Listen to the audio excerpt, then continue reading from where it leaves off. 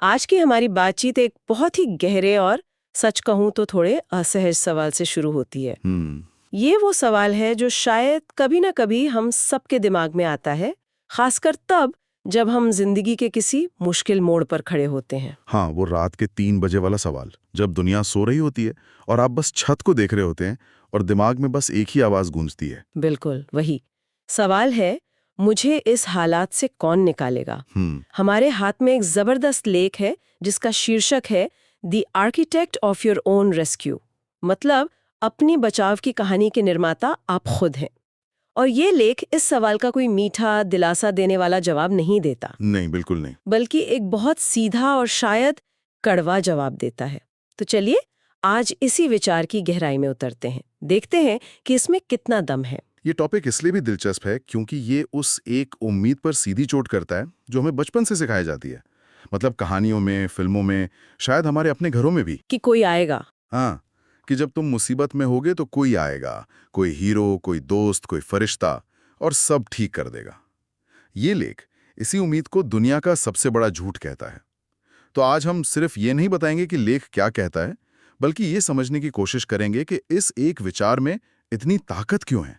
तो लेख की शुरुआत ही इस बात से होती है कि ये सच्चाई इतनी दर्दनाक क्यों है। हमें लगता है कि हमारे पास एक सपोर्ट सिस्टम है, परिवार है, दोस्त हैं, और ये सच भी है, वो होते हैं। लेकिन लेख एक बहुत बारीक फर्क बताता है। वो कहते हैं जब तक छोटी मोटी परेशानियां हैं सब साथ हैं, लेकिन जब जिंदगी की असली बड़ी मुसीबत आती है, जब आपका करियर दांव पर हो, या कोई रिश्ता टूट रहा हो, या आप आर्थिक रूप से बिल्कुल जीरो पर पहुंच गए हो, हाँ, तब अचानक वो भीड़ गायब हो जाती है। लोग सलाह देते हैं, फोन पर बात करते हैं, हमदर्दी दिखाते हैं, लेकिन जो असली लड़ाई है ना, वो अकेले ही लड़नी पड़ती है। वो आपको अकेले ही लड़नी पड़ती है। लेख के मुताबिक दर्द का असली कारण दूसरों का साथ छोड़ना नहीं है, बल्कि हमारी अपनी पाली हुई उम्मीदें हैं। ये एहसास कि अरे इस लड़ाई में तो मैं अकेला ही हूं, ये दिल तोड़ देता है। यहाँ एक बहुत जरूरी बात यह है कि लेख किसी पर इल्जाम नहीं लगा रहा। ये नहीं कह रहा कि आपके दोस्त या परिवार बुरे लोग हैं। वो बस उम्मीद और हकीकत के बीच के उस गैप को, उस अंतर को सामने रख रहा है। सही बात है। असल में ये हमें एक आईना दिखाता है और पूछता है कि आपकी निराशा का कारण दूसरे लोगों का बर्ताव है, या आपकी खुद की उम्मीदें जो हकीकत से मेल नहीं खाती। लेकिन क्या सपोर्ट सिस्टम की उम्मीद करना गलत है? मतलब इंसान एक सामाजिक प्राणी है, हमें एक दूसरे की जरूरत तो पड़ती ही है। उम्मीद करना बिल्कुल गलत नहीं है, लेकिन उम्मीद और निर्भरता में फर्क है। सपोर्ट सिस्टम एक सेफ्टी नेट की तरह होना चाहिए, आपकी जिंदगी की गाड़ी के स्टीयरिंग व्हील की तरह नहीं। वाह, ले किसी निर्भरता पर सवाल उठा रहा है जो हमें अंदर से कमजोर बना देती है। ठीक है। तो ये तो समझ में आया कि दूसरों से उम्मीद रखना ही हमें निराश करता है। लेकिन यहाँ एक सवाल और उठता है, आखिर लोग सच में बचाने आते क्यों नहीं? क्या दुनिया इतनी मतलबी है? इसका जवाब लेख में बहुत प्रैक्टिकल तरीके से दिया गया है। इसे सर्वाइवल मोड कहा गया है। सीधी सी बात है, हर इंसान अपनी कहानी का हीरो है। हर कोई अपनी लड़ाई लड़ रहा है। हम्म। किसी को अपनी नौकरी की टेंशन है, किसी के घर में प्रॉब्लम है, कोई अपनी सेहत से परेशान है। तो हर कोई एक तरह से अपने सर्वाइवल को प्राथमिकता दे रहा है। इसमें एक बहुत कठोर लाइन लिखी है कि लोग आपकी मदद तब तक ही करते हैं जब तक उनका अपना आराम, पैसा या इमेज। हाँ या इमेज दांव पर ना लगे। जैसे ही उन्हें कोई बड़ा त्याग करना पड़ता है, चाहे वो समय का हो, पैसे का हो या अपनी इमेज का, सब पीछे हट जाते हैं। ये सुनने में तो बहुत निराशावादी लगता है। क्यों है? ये लेख किसी पर जजमेंट पास नहीं कर रहा, बस इंसान के सेल्फ प्रिजर्वेशन के इंस्टिंक्ट को, खुद को बचाने की जो हमारी फितरत है, उसे सामने रख रहा है। लेकिन क्या ये नजरिया थोड़ा ज्यादा ही सिनिकल, मतलब निराशावादी नहीं है? हमने तो ऐसी भी कहानियां सुनी हैं जहां अजनबी भी मुश्किल में एक दूसरे की मदद के लिए आगे आ जाते हैं। बिल्कुल। और वो कहानियां ही इंसानियत में हमारी उम्मीद बनाए रखती हैं। लेकिन वो अपवाद हैं, एक्सेप्शंस हैं, नियम नहीं। अच्छा। ये लेख उन 99% मामलों की बात कर रहा है जहां हमें दिन प्रतिदिन के संघर्षों में खुद ही खड़ा होना पड़ता है। ये किसी एक पल की बहादुरी की बात नहीं कर रहा, ये जिंदगी की लंबी लड़ाई की बात कर रहा है। और उस लंबी लड़ाई में ज्यादातर समय आप अपने सबसे भरोसेमंद सिपाही खुद ही होते हैं। तो अगर हम ये मान लें कि कोई नहीं आएगा और हर कोई अपनी लड़ाई लड़ रहा है, तो इंसान करे क्या? क्या बस इंतजार करता रहे? यहीं पर लेख जिंदगी के सबसे बड़े जाल की बात करता है। वो कहता है कि जिंदगी का सबसे खतरनाक पल वो है जब हम इंतजार कर रहे होते हैं। हाँ, किसी एक कॉल का इंतजार, किसी के जवाब का इंतजार, किसी सही मौके का इंतजार। ये इंतजार एक तरह का मानसिक जाल है। ये हमें यकीन दिलाता है कि समाधान बाहर से आएगा, और जब तक वो नहीं आता हम कुछ नहीं कर सकते। ये इंतजार हमारी सारी ताकत छीन लेता है और हमें एक पैसिव विक्टिम बना देता है। 1 मिनट, तो इसका मतलब असली गेम चेंजर वो पल है जब कोई मदद का इंतजार करना बंद कर देता है, जब वो कहता है ठीक है अब ये मुझे ही करना है। बिल्कुल। ये सुनने में तो बहुत आसान लगता है, पर इस सोच तक पहुंचना कितना मुश्किल होगा। बहुत मुश्किल। वो एक पल, लेख के अनुसार असली बदलाव उसी दिन शुरू होता है जिस दिन इंसान ये मान लेता है कि मुझे खुद ही निकलना पड़ेगा। ये सिर्फ एक वाक्य नहीं है, ये एक ऐलान है। वाह। ये निष्क्रियता से सक्रियता की तरफ एक मेंटल शिफ्ट है। ये वो पल है जब आप बाहरी दुनिया में हीरो ढूंढना बंद करके अपने अंदर की ताकत पर ध्यान लगाना शुरू करते हैं। अक्सर ये पल तब आता है जब इंसान बिल्कुल टूट चुका होता है, जब उसे एहसास होता है कि अब खोने के लिए कुछ नहीं बचा। तो ठीक है, मान लिया कि खुद ही करना है, पर कैसे? कोई अगर सच में बहुत बुरी हालत में है तो वो शुरुआत कहाँ से करे? यहाँ पर लेख एक बहुत ही प्रैक्टिकल 4 कदमों का एक्शन प्लान देता है, और मुझे लगता है ये इस बातचीत का सबसे जरूरी हिस्सा है। हाँ बिल्कुल। पहला कदम है पीड़ित बनना छोड़ो। ये बहुत गहरा पॉइंट है। इसका मतलब ये नहीं है कि आपके साथ जो हुआ उसे भूल जाओ या अपने दर्द को नजरअंदाज करो। इसका मतलब है अपनी पहचान को अपने दर्द से जोड़ना बंद करो। मेरे साथ बुरा हुआ, ये घटना है, लेकिन मैं एक बेचारा इंसान हूं, ये एक पहचान है। लेख कहता है कि इस पहचान से बाहर निकलो। अच्छा। दूसरा कदम है पूरी जिम्मेदारी लो। मेरी जिंदगी मेरी जिम्मेदारी। इस मंत्र को अपनाने की बात कही गई है, अपनी हालत के लिए, अपने भविष्य के लिए। लेकिन इसमें एक सवाल है, अगर कुछ सच में किसी की गलती ना हो तो? बहुत अच्छा सवाल है। यहाँ जिम्मेदारी और गलती में फर्क समझना जरूरी है। हो सकता है कि आपकी आर्थिक तंगी के लिए बाजार की हालत जिम्मेदार हो, वो आपकी गलती नहीं है। सही। लेकिन उस हालत से बाहर निकलना, ये आपकी जिम्मेदारी है। इसे ऐसे समझिए, हो सकता है आपकी गलती के बिना बारिश शुरू हो गई हो, लेकिन भीगने से बचने के लिए छाता ढूंढना आपकी जिम्मेदारी है। वाह, ये एक बहुत पावरफुल तरीका है इसे देखने का।